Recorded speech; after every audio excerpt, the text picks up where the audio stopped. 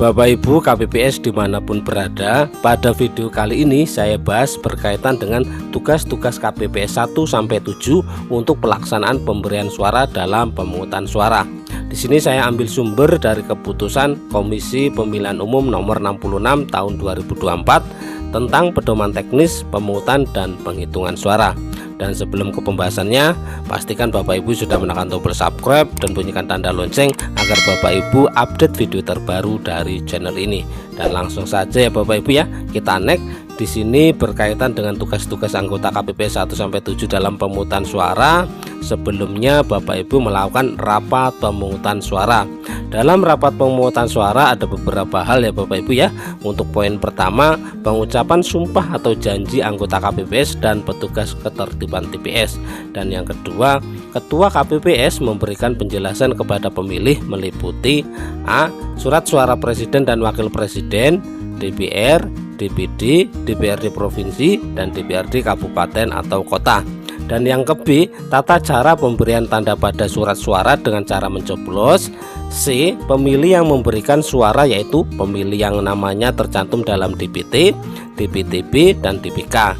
Dan yang ke D, pemilih yang terdaftar dalam DPK memberikan suara 1 jam sebelum waktu pemungutan suara berakhir. Dan apabila surat suara di TPS telah habis, pemilih yang bersangkutan diarahkan untuk memberikan suara di TPS terdekat. Dan selanjutnya Bapak Ibu kita next. Di sini berkaitan dengan tugas-tugas anggota KPPS 1-7 dalam pemberian suara. Untuk poin yang pertama, yaitu pemilih hadir di TPS menunjukkan formulir model C pemberitahuan KPU atau model A surat pindah memilih bagi pemilih terdaftar dalam DPTB, bagi pemilih terdaftar dalam DPT, dan menunjukkan KTP elektronik atau surat keterangan kepada KPPS keempat untuk diperiksa.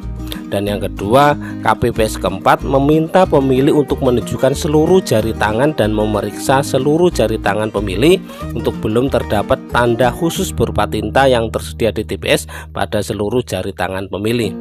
Dan yang ketiga, pemilih mendatangani C daftar hadir sesuai dengan jenis pemilih dengan dipandu oleh anggota KPPS kelima, dan pemilih dapat menempati tempat duduk yang telah disediakan.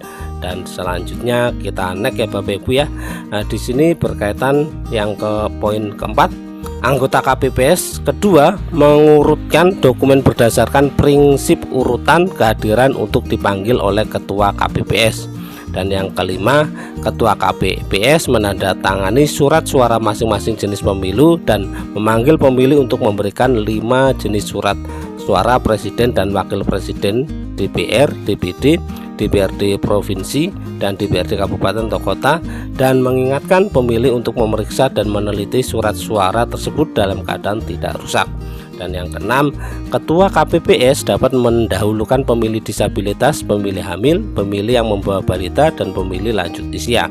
Dan yang ketujuh, apabila pemilih menerima surat suara dalam keadaan rusak atau pemilih keliru dalam mencoblos, pemilih dapat meminta surat suara pengganti kepada ketua KPPS hanya dapat dilakukan 1 kali. Dan di sini Bapak Ibu langsung kita next. Untuk poin yang ke-8, pemilih yang telah menerima surat suara melakukan kegiatan yang A. menuju bilik suara, B. membuka surat suara lebar-lebar dan meletakkan di atas meja yang disediakan lalu mencoblos surat suara dengan paku di atas alas coblos yang telah disediakan. C. melipat kembali surat suara seperti semula lalu memasukkan surat suara ke dalam kotak suara masing-masing jenis pemilu dipandu oleh anggota KPPS ke-6. D.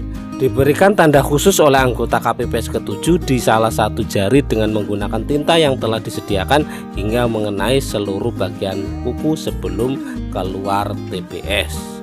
Dan selanjutnya Bapak Ibu kita next. Di sini berkaitan tentang ketentuan pendamping pemilih. Bagi pemilih yang dapat memberikan suara secara mandiri, pendamping yang ditunjuk membantu pemilih menuju bilik suara dan pencoblosan surat suara dilakukan oleh pemilih sendiri. Dan selanjutnya bagi pemilih yang tidak dapat memberikan suara secara mandiri, pendamping yang ditunjuk membantu mencoblos surat suara sesuai kehendak pemilih. Dan yang poin terakhir, pendamping yang ditunjuk membantu pemilih wajib merahasiakan pemilih yang bersangkutan dan menandatangani surat pernyataan.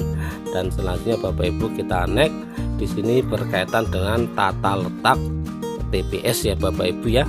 Bisa Bapak Ibu lihat untuk tampilannya tata letaknya.